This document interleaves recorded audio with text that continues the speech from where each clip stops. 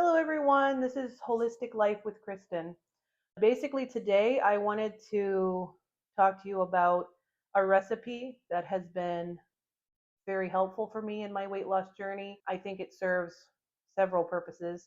One is it's just very inexpensive. It's budget friendly if you don't have a lot of budget but you still want to eat healthy. It is very versatile because you can switch out the vegetables that you use in it, but it's a basic cabbage soup recipe. And I know there's so many recipes for weight loss cabbage soup, but this one, because of the spice choices that I used in it, it's really tasty.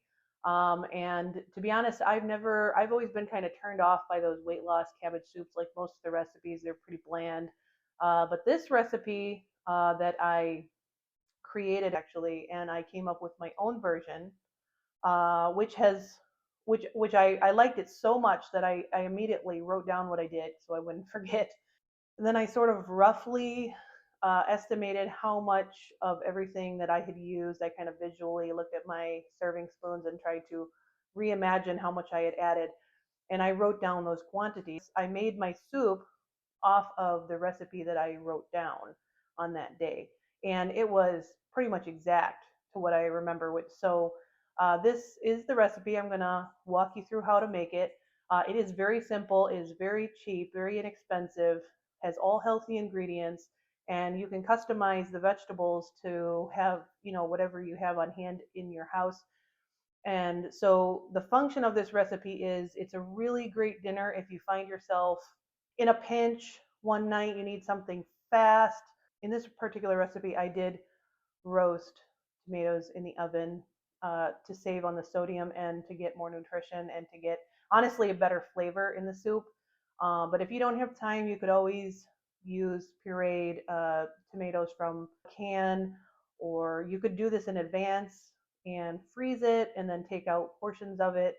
You could take that out and put it in your soup to save on time. So that's something you could do to plan ahead to save you time. But you could also just leave the tomato out, but I like the tomato in it. So this could be adjusted, to save time and to become like a quick recipe that you could throw together. One serving of the soup is 0 Weight Watchers points. It's very low in calories, very low in Weight Watchers points, and it's the perfect dinner for when you get home a little late, you need something in your stomach, but you don't want to eat too much too late.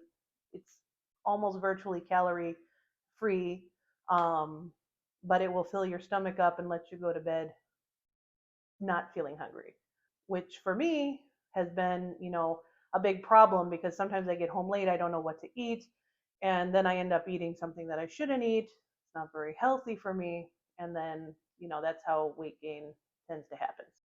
One major thing I've been able to do is to have low or no Weight Watcher point or low calorie dinners ready that I can make almost any night of the week with what I have in the house when I need it. The other purpose of this soup is if you happen to have had a little bit more calories in the first part of the day, you've eaten a little bit heavier on a certain day, and you just want to keep it light at dinner time to kind of compensate. You can still save the day and not go over your Weight Watcher points or not go over your calories by eating this soup for dinner. So that would be another great way to use this soup. It has kept me on my weight loss plan many times, and it really tastes very good. It's very simple, and it doesn't cost hardly anything. So it's suitable for pretty much, I would say, everybody. And it's something that you should definitely have, if you will, your weight loss arsenal. You need to have good recipes that you can turn to when you need it. So without further ado, let's get into the recipe. So before I get started with cutting up all the vegetables for the cabbage soup that I'm going to be making today for dinner, I've gone ahead and I've cut up 3 tomatoes that I have just spritzed with a little bit of olive oil, just a little bit of high quality olive oil and some Himalayan pink salt I sprinkled over the top. So I'm going to roast these in the oven at about 375 for about 30 to 45 minutes, just until they look well, like they're cooked. And then I'm gonna use an immersion blender, or you can use any blender you have to go ahead and uh, blend these up. And these are going to be that fresh tomato roasted tomato puree that's going to go into our soup. It's going to make all the difference in the world. It's going to give the soup such a nice flavor. It is an extra step, but I highly recommend it because it's really going to make a nice flavor for your soup. If you're in a hurry and you don't want to take the trouble to do this, you can always just use canned tomato puree, but again, the flavor difference is, in my opinion, it only takes a minute to dice these up and put them a little bit of salt and olive oil and stick them in the oven while you're prepping all the other ingredients. And then to just give them a quick blend and add them to the Instant Pot with the rest of our soup. It's going to make such a big difference. So this is my recommendation. Okay, guys, so I've got my ingredients ready to make my soup. So what I have here is a few pieces. I have 5 cloves of garlic, but you can adjust that according to your taste preference. And this is 1 whole, very small onion. If you have medium-sized onions, I would do about a half of an onion. And then I have my vegetables of choice. Now, the nice thing about soup is you don't have to put any certain special assortment of vegetables. You can use whatever you feel like eating or whatever you happen to have on hand. So it's customizable, but today I'm using cabbage, potato, carrot, and green beans in my soup. And usually, to be honest, I almost always use cabbage, potato, and carrots, and then I'll substitute the green beans if I don't have them with some corn or some zucchini or whatever else you have, whatever other vegetables you have on hand that sound good to you. You can mix those into your soup, but a good size bowl of diced up vegetables. And then for my spices, this was actually a soup recipe that I tried a while back, and it was such a hit. I've made it for friends and family, and they love it. This is a 0 point soup, so it's incredibly healthy, um, but it has a lot of flavor. So this is a 1/4 teaspoon of cayenne pepper. So this does give it a nice kick. So if it's too spicy for you, because I like spicy food, if that's too spicy, you can always cut that down or cut that out. But if you like spicy, this is very tasty in this soup. And the other thing is, I don't know what the science is here, but it seems like every time I eat something that's a little spicy, I feel more satisfied or satiated. I don't know. I don't know what the science is, but I just know how I feel. And I like something spicy to keep me feeling really full and to warm me up. So there's a 1/4 teaspoon of cayenne. So this is my Indian spice box. So I've got about a teaspoon and a half of coriander powder and 1/8 of a teaspoon of turmeric powder. And then I've also put 1/8 of a teaspoon of onion and garlic powder. And I have the soup that I'm using, the vegetable broth that I'm using this time is going to be this Imagine vegetable broth. So I forgot to get the low sodium kind. So this kind's got quite a bit more sodium in it. So I'm trying to stick to a lower sodium diet for heart health. And honestly, sodium makes you kind of bloated. So as much as possible, I'm trying to limit sodium intake. So I would normally put a half a teaspoon of salt, but I only put about a 1/4 teaspoon of salt in here. And like I said, if you're not on a low sodium diet, you could put whatever you feel is right. But for me, that's what I feel is right.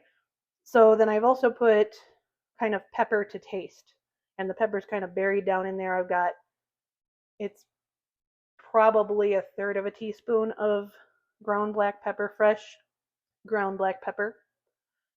So there it is. And then our tomatoes are also, the buzzer just went off for those. So those are ready right now.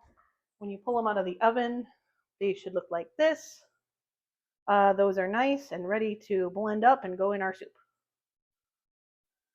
Okay, guys, so you are going to be amazed at just how fast this soup comes together. First, we're going to start by adding some olive oil to the bottom of our Instant Pot, just enough to basically cook our onions and garlic to cook off the raw flavor. So you can use whatever olive oil you have.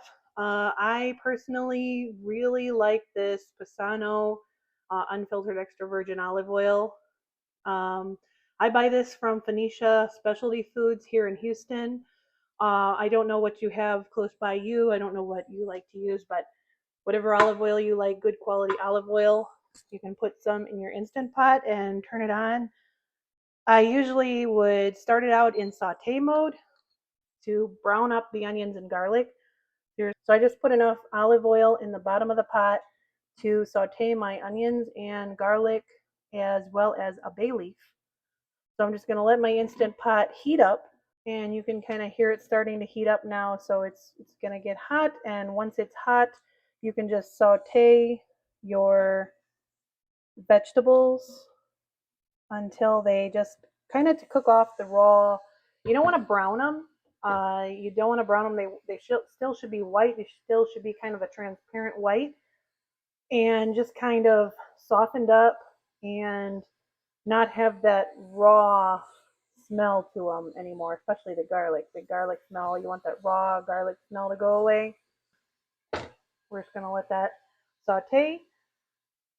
And if we think it's going to burn or anything, just give it a little mix. But we're really not going to cook it even for that long.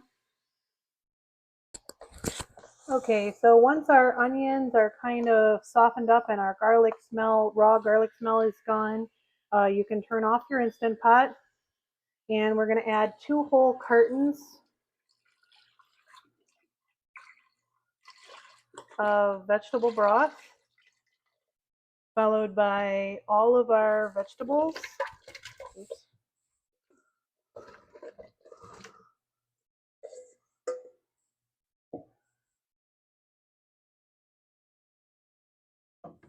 And all of our seasonings.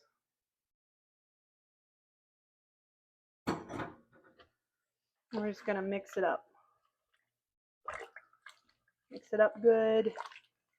Get everything incorporated down in there. Anyway, when the Instant Pot cooks, it's going to incorporate it very nicely, so we don't need to worry too much. Just kind of mix it up.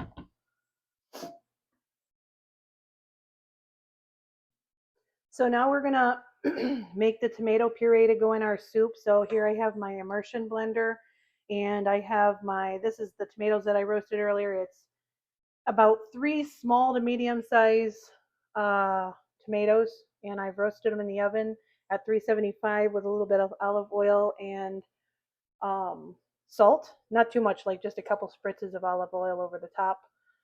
Very thin spray, and a little bit of salt, and roasted those in the oven at 375 for about 40 minutes while I prep the rest of the soup ingredients. So I'm just going to blend that up with an immersion blender, although you can use whatever blender you have. This one is so easy to get out.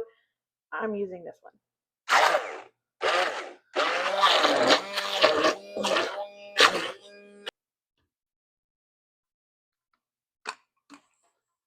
And then we're just going to add this, and we may not add all of it, but we'll see how much we think we need into our soup.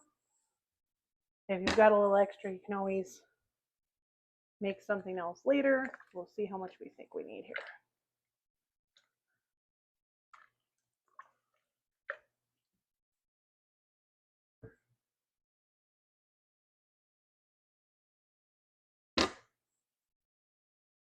So I would just kind of mix it in until you get the broth that's the color that you want.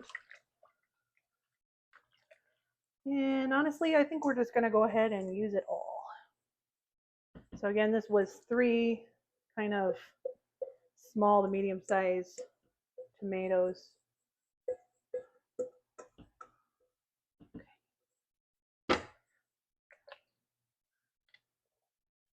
All right, our soup is ready to go.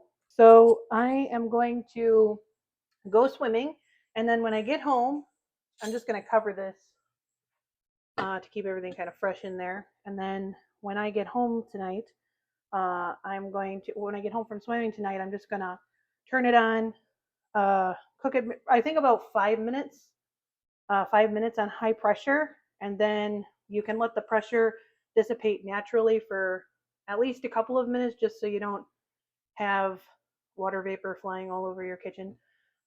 So 5 minutes on high pressure, and then let it natural pressure release for about 2 minutes to let some of the steam out, and then you can release the rest of the steam, like quick release on. I don't have the lid, so I'm not going to cook it right now. So it's going to be the instant pot lid when I cook this, and then you can. It will be locked. Sorry, locked, and then you can just vent all the air out after 2 minutes of natural pressure release. And then your soup will be ready. So we should be able to have soup within about 10 to 12 minutes after I get home. So that's why I want to make it fresh. I'm not going to do it right now. I'm just going to leave it like this, and I'm going to go to the gym. All right, I will be back later. All right, everybody. So I've got my lid on my Instant Pot, and I'm just going to turn it on to manual, and I'm going to turn it down high pressure. I'm going to turn it down to 5 minutes, and then start it. And then I'll allow, once the cook time has lapsed, I will allow about 2 minutes for the pressure to release naturally, and that is really just to avoid having, you know, water just spewing all over the kitchen. So I'll be back, and we'll have a look at this soup. All right, so my 0 Point Weight Watcher soup is ready, and I've got my fresh parsley from my herb garden outside to garnish. And if you have 1 bowl of this, it is 0 Weight Watchers points. If you go on to have a second or third bowl, it's only about 1 Weight Watcher point to account for the oil, the olive oil that we used. In 1 bowl, it's such a trace amount of the entire pot of soup that it's 0 Weight Watcher points.